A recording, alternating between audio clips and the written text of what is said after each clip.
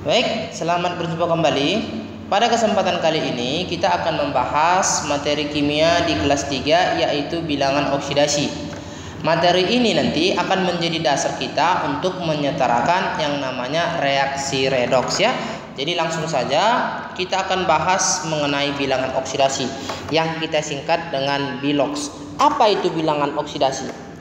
Bilangan oksidasi itu menyatakan muatan daripada suatu atom, muatan relatif daripada atom jika yang namanya elektron ikat diberikan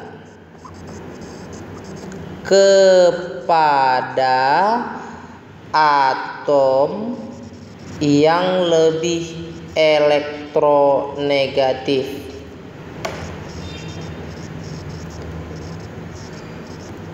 Nah, ini dia. Jadi bilangan oksidasi itu nanti, bilangan oksidasi atau BO itu ditentukan dari nilai keelektronegatifan suatu atom. Oke, keelektronegatifan simbolnya nanti En, elektronegatifan ya. Kalau keelektronegatifan suatu atom dia kuat, besar ya, artinya atom tersebut lebih kuat dalam menarik elektron ikat.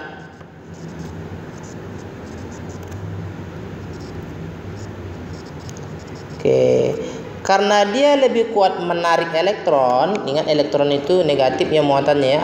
Itulah yang menyebabkan bilangan oksidasi atom yang keelektronegatifannya besar itu selalu negatif. Oke. Kalau keelektronegatifan suatu atom dia kecil atau lebih lemah, maka dia dikatakan lebih lemah dalam menarik yang namanya elektron ikat, sehingga inilah yang menyebabkan bilangan oksidasinya jadi positif. Jadi elektron ikat itu lebih tertarik ke atom yang keelektronegatifannya besar. Sebagai gambaran nanti di sini akan abang buat yang namanya urutan keelektronegatifan beberapa atom. Jadi ada hafalannya nanti, logam, kemudian hanya, pernah, cinta, sama, ita, kemudian Brahma, Clara, Nita, orangnya feminim.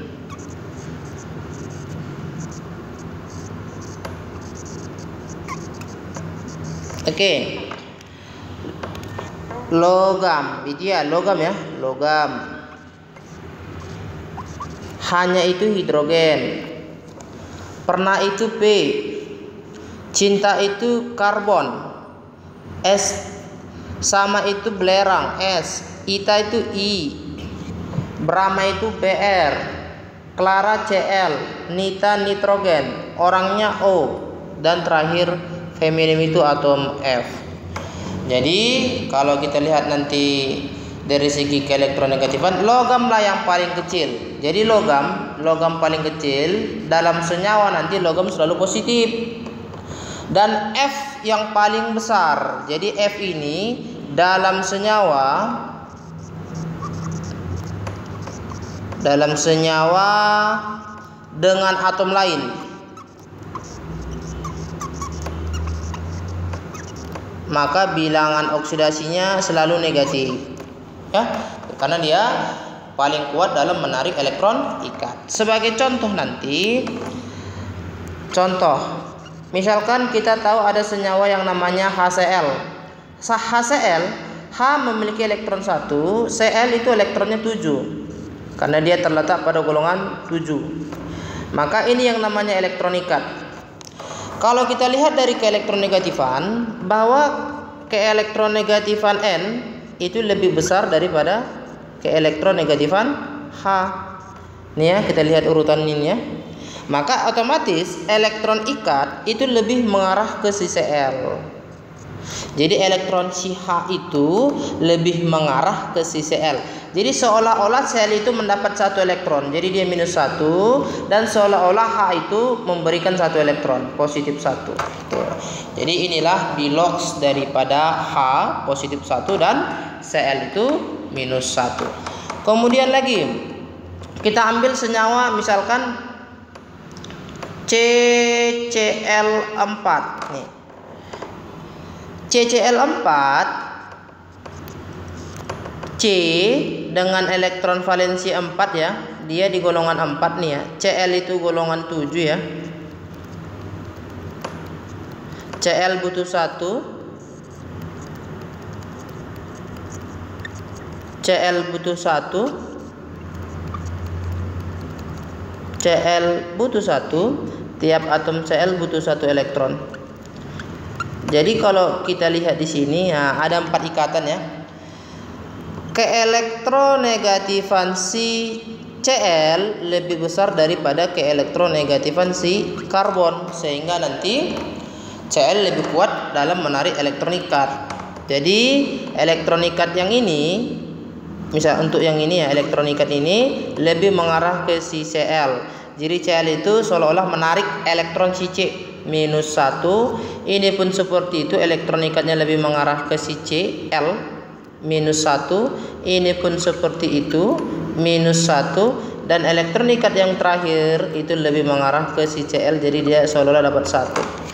Jadi kalau kita lihat di sini, si C nanti dia seolah-olah memberikan 1 dengan Cl, masing-masing memberikan 1 ke Cl, dan Cl-nya ada 4, maka si C-nya nanti dia seolah-olah memberikan 4 elektron.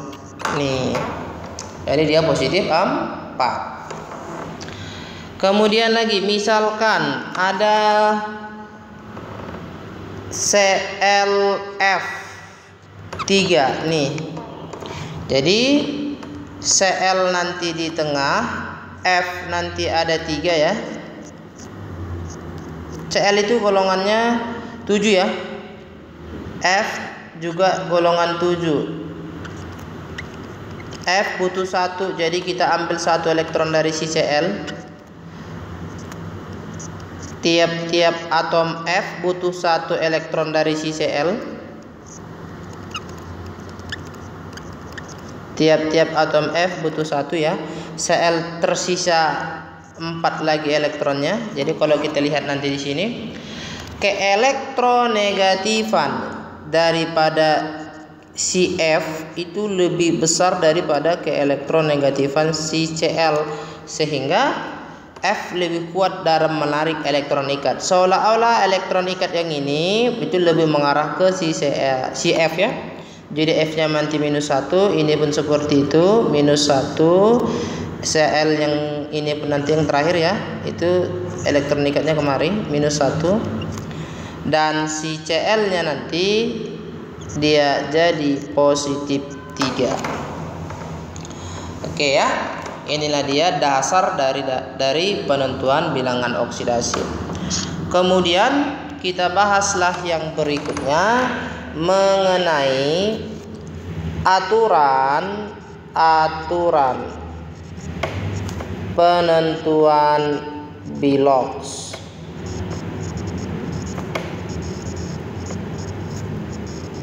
Oke. Aturan yang pertama, bahwa unsur bebas bilangan oksidasinya sama dengan 0. Oke. Apa itu unsur bebas? Contoh unsur bebas adalah unsur yang diatomik: O2, Cl2, H2, N2, F2, ataupun logam dalam keadaan tunggal, natrium, aluminium ya. Tidak berikatan dia, itu unsur bebas. Kemudian misalkan lagi ada P4, dia berikatan dengan atom-atom yang sejenis, S8 ya. Itu yang disebut dengan unsur bebas. Jadi semua yang unsur bebas ini bilangan oksidasinya adalah 0. Ini dapat kita sesuaikan dengan teori sebelumnya. Contoh untuk Cl2. Cl2 itu Cl dengan Cl yang berikatan. Nih. Keelektronegatifannya sama. Jadi elektron ini tidak mengarah ke salah satu atom, sama kuat daya tariknya. Jadi biloxnya 0. Kemudian yang kedua, bilangan oksidasi logam. Logamnya nanti logam 1A, logam 2A, dan aluminium dalam senyawa sama dengan positif golongannya. Tuh. Oke. Yang logam 1A ini itu dimulai dari libur, terus naik kuda, Rebu, Kamis, Frey ya. Semua ini kalau dalam senyawa adalah ini, semua ini ya, dalam senyawa bilangan oksidasinya sama dengan positif 1 golongannya. Kemudian untuk yang 2A dimulai dari beli, mangga, kasih, 1000, balik, ratusan. Ini pun dalam senyawa bilangan oksidasinya positif golongannya, yaitu golongan 2. Jadi positif 2. Untuk aluminium, karena dia nanti merupakan unsur golongan 3A, maka positif 3 ya. Aluminium golongan 3A ya. Jadi dalam senyawa dia positif 3. Sebagai contoh, misalkan ada senyawa NaCl, maka di sini nanti bisa langsung kita ambil bilangan oksidasi si natrium itu sama dengan positif 1. Kemudian ada senyawa CaSO4, maka bisa kita ambil bahwa bilangan oksidasi si kalsium, karena dia termasuk golongan 2, maka dia adalah positif 2. Misalkan lagi ada senyawa Al2O3, Al itu golongan 3, maka dalam senyawa bilangan oksidasi Al adalah positif 3. Oke. Kemudian aturan yang ketiga, bahwa bilangan oksidasi daripada atom hidrogen dalam senyawa sama dengan positif 1, kecuali nanti ada kecuali untuk hidrogen, kecuali dalam yang namanya hidrida logam. Hidrida logam artinya hidrogen dengan logam, dan hidrida boron. maka nanti bilangan oksidasi Si H sama dengan -1. Ini berhubungan dengan yang namanya keelektronegatifan tadi. Kalau jumpa logam dengan hidrogen, maka logamlah yang positif karena keelektronegatifannya paling kecil. Otomatis hidrogennya jadi negatif, ya. Itu dia. Jadi contoh HCl. Nah, di sini nanti bilangan oksidasi Si H langsung kita buat positif 1. H2O, bilangan oksidasi Si H ya, positif 1.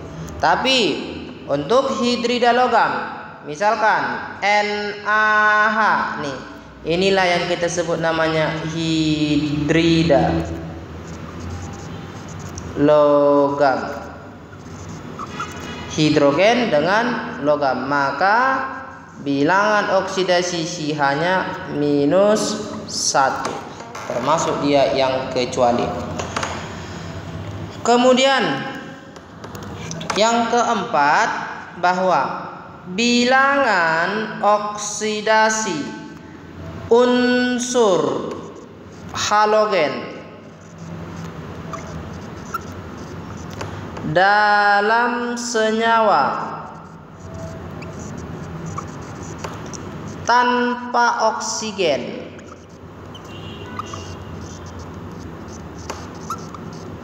sama dengan -1. Ini halogen yang senyawanya tidak mengikat oksigennya, maka hanya nanti halogennya nanti -1. Apa itu halogen? Halogen itu adalah golongan 7A yang dimulai dari F, Cl, Br, I. Jadi semua senyawa ini, semua unsur ini dalam senyawa tanpa oksigen, dia nanti biloxnya -1. Contoh NaCl, maka di sini tidak ada oksigen, maka bilangan oksidasi halogennya Cl sama dengan -1. Sekali lagi, MgCl2, bilangan oksidasi Cl-nya -1. Oke ya. Kemudian CaBr2, bilangan oksidasi CBr -1 ya, asalkan tidak ada oksigennya. Kalau ada oksigennya nanti beda lagi dia. Kemudian yang berikutnya, yang kelima, bahwa bilangan oksidasi ion tunggal sama dengan muatannya. Tuh, ion tunggal ya, atomnya sendiri ya, terdiri dari atom ya, tunggal gitu. Contohnya nanti ada misalkan ion tunggal Fe3 positif, ini ion tunggal nih. Maka bilangan oksidasi si Fe langsung sama dengan muatannya. Cl-, bilangan oksidasi si Cl sama dengan muatannya. Oke. Kemudian yang berikutnya, jumlah daripada bilangan oksidasi senyawa netral. Netral artinya tidak bermuatan, berarti jumlahnya harus sama dengan 0. Contoh, ada senyawa KMNO4. Maka ini senyawa yang netral nih, senyawa netral, karena tidak ada muatannya. Maka berlakulah jumlah bilangan oksidasi semua atom-atomnya itu sama dengan 0. Jadi bilangan oksidasi si K tambah bilangan oksidasi si mangan tambah O-nya ada 4 ya. 4 kita kalikan dengan bilangan oksidasi si O. Hasilnya harus sama dengan 0 gitu. Kemudian ada lagi senyawa. Misalkan H2SO3. Ini juga senyawa netral, tak ada muatannya. Semua penjumlahan bilangan oksidasi unsur-unsur atau atom-atomnya sama dengan 0. Hanya ada 2 kita kalikan dengan bilangan oksidasi Si H tambah bilangan oksidasi Si S tambah 3 kita kalikan dengan bilangan oksidasi Si O. Hasilnya juga harus sama dengan 0 ya. Ini dia. Kemudian yang ketujuh, bahwa jumlah bilangan oksidasi senyawa bermuatan sama dengan muatannya. Tuh. Sebagai contoh, misalkan ada senyawa SO4 2- bermuatan. Ya, inilah yang kita sebut senyawa bermuatan. Maka berlaku bilangan oksidasi Si-S tambah 4 kita kalikan dengan bilangan oksidasi Si-O harus sama dengan muatannya -2 ya. Kemudian ada nanti misalkan senyawa O2-. Ini senyawa nih ya, senyawa O dengan O tapi bermuatan. Maka berlaku juga di sini bahwa 2 dikali bilangan oksidasi Si O harus sama dengan -1. Jadi kalau seperti ini dia misalkan bisa kita lanjut ya. Bilangan oksidasi Si O sama dengan -1/2. Kita pindah ya. Ada lagi O2-2-. 2 kita kali bilangan oksidasi Si O sama dengan -2. Maka bilangan oksidasi Si O sama dengan -2/2 -1 ya. Itu dia. Kemudian yang terakhir nanti aturan yang bilox adalah bilox daripada unsur oksigen dalam senyawa pada umumnya -2.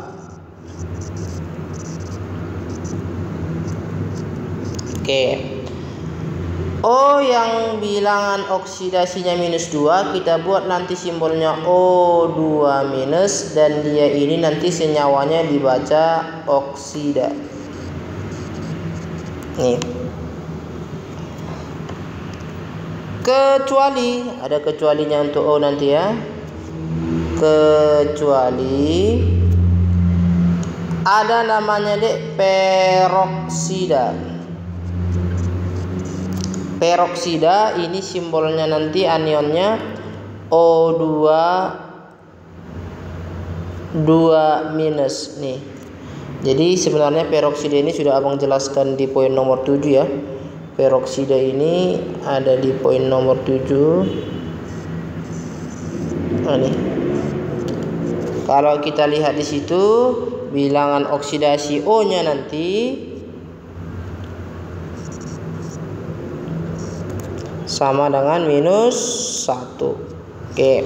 Kemudian ada satu lagi superoksida.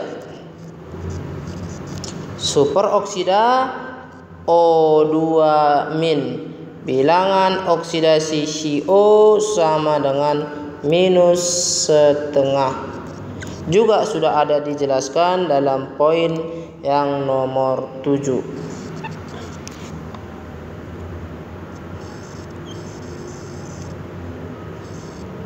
Ya.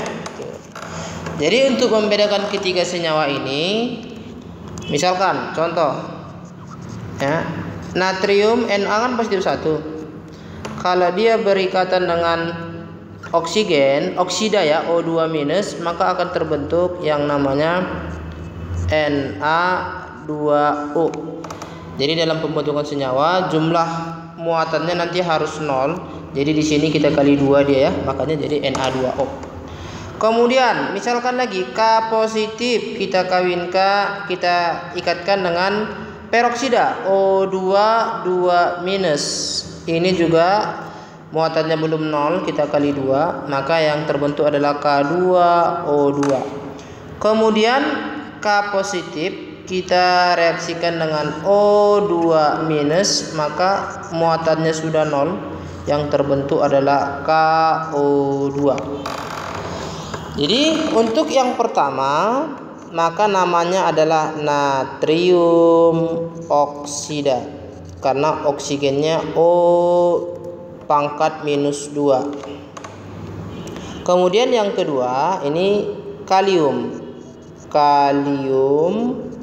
Kemudian O2 2 minus, namanya tadi adalah peroksida.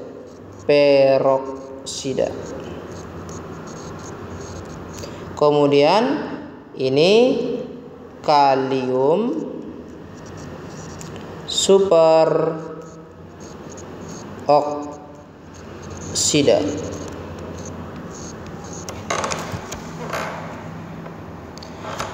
Kemudian masuklah kita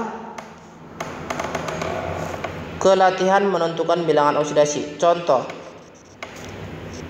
tentukan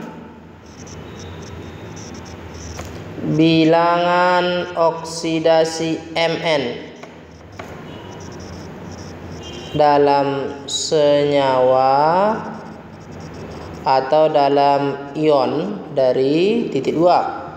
Yang pertama, kalau abang buat misalkan KMNO4, yang B-nya MNO4 2 minus, yang C-nya MNO2, poin D MN2O3, yang E MN2 positif. Kita buat penyelesaiannya. Untuk yang poin A, KMNO4 ini adalah senyawa netral. Senyawa ini kan tapi bersifat netral. Jadi kalau senyawa netral berlaku tadi apa? Jumlah biloks daripada semua unsur sama dengan 0. Yuk. Bilangan oksidasi K tambah dengan bilangan oksidasi simangan tambah dengan 4, kita kalikan bilangan oksidasi CO sama dengan 0. Kalium kita gunakan aturan yang nomor 2. Nomor 2 tadi kan, kalium itu adalah golongan 1A ya, logam 1A, maka dia akan memiliki biloks positif 1. Tambah bilangan oksidasi simangan, mangannya itu yang ditanya dalam soal, tambah 4 kali O. O tadi dia pada umumnya -2, kecuali dalam peroksida dan superoksida ya, hasilnya 0. Maka dari sini nanti bilangan oksidasi simangan sama dengan 1 kurang -8 itu adalah -7, kita pindahkan jadi positif 7. Kemudian yang B-nya MnO4 2 minus, ini adalah senyawa, tetapi senyawanya adalah senyawa ion. Maka untuk senyawa ion tadi jumlah bilangan oksidasi unsur-unsurnya sama dengan muatan. Nih. Jadi bilangan oksidasi simangan kita tambahkan dengan 4, kita kalikan bilangan oksidasi CO harus sama dengan -2. Bilangan oksidasi simangan tambah 4 kita kalikan dengan -2, hasilnya -2. Bilangan oksidasi simangan sama dengan pindah, ini -8 pindah 8 kurang 2, hasilnya sama dengan +6.